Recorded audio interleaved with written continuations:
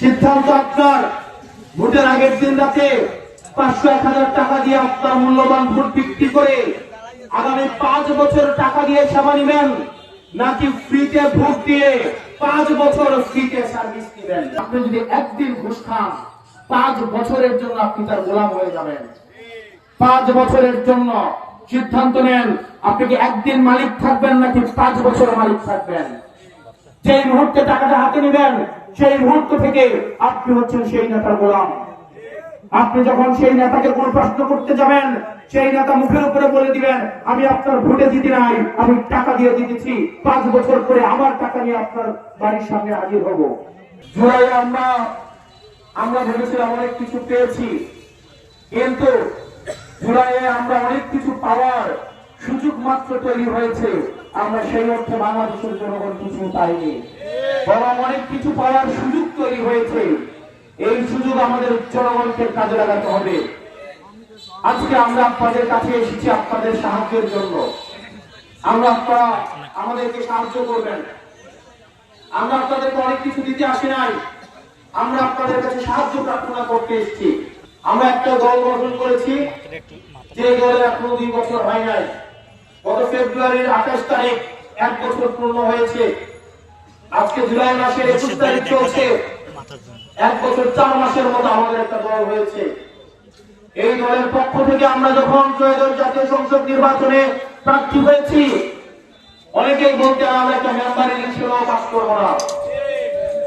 আমরা 200 ভোট পাওয়ার জন্য আমরা সকালে নির্বাচনী কার্যক্রমে বের হতাম। ইনশাআল্লাহ আসমানের ফয়সালা, আল্লাহর ফয়সালা এবং জনগণের সমর্থন, এই দুইটাকে নিয়ে আমরা সংসদে 6 জন আপনাদের পক্ষে কথা বলার জন্য গিয়েছি।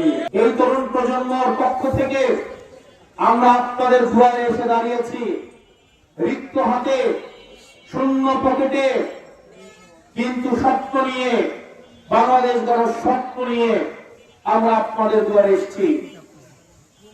আমরা তরুণদের সামনে দাঁড়িয়েছি, বেকারদের সামনে দাঁড়িয়েছি, চাকরিজীবীদের সামনে দাঁড়িয়েছি, শ্রমজীবী খেটে খাওয়া মানুষের সামনে দাঁড়িয়েছি, সাংবাদিক ভাইদের সামনে দাঁড়িয়েছি, রাজনীতিবিদদের সামনে দাঁড়িয়েছি।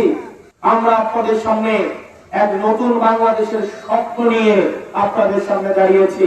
আমরা বিশ্বাস করি আপনারা আমাদেরকে নিরাশ করবেন না। আমরা চাই আমাদের এই সংগঠনের বিস্তার করার জন্য এই সংগঠন বাংলাদেশের প্রত্যেকটা ঘরে ঘরে, প্রত্যেকটা গ্রামে, প্রত্যেকটা ওয়ার্ডে, প্রত্যেকটা ইউনিয়ন এবং উপজেলায় পৌঁছে দিতে আপনাদের নিরঙ্কুশ সমর্থন আমাদের প্রয়োজন। যে রিক্সাওয়ালা ভাই রিক্সা থামিয়ে আমাদেরকে শুনছেন, আমরা আপনাদেরকে কথা দিতে চাই, আমরা কোন ব্যবসায়ীদের স্বার্থে আমরা কথা বলবো না। আমরা আপনার অধিকারের জন্য আমরা কথা বলবো, আমরা আপনার অধিকারের জন্য লড়াই করব এবং আমরা আপনার অধিকার প্রতিষ্ঠিত করব। পুলিশ ভাইরা যারা দূর থেকে আমাদেরকে শুনছেন, আমাদের নিরাপত্তা দিচ্ছেন, অঙ্গীকার করে যাচ্ছি আমরা আপনাদেরকে দলদাস এবং সেবাদাসে পরিণত করব না। আমরা আপনাদের পেশাগত অধিকার নিশ্চিত করব। আমরা স্বাধীন পুলিশ কমিশন যেটির প্রতিশ্রুতি আমরা আপনাদেরকে দিয়েছি, আমরা সেটি নিশ্চিত করব।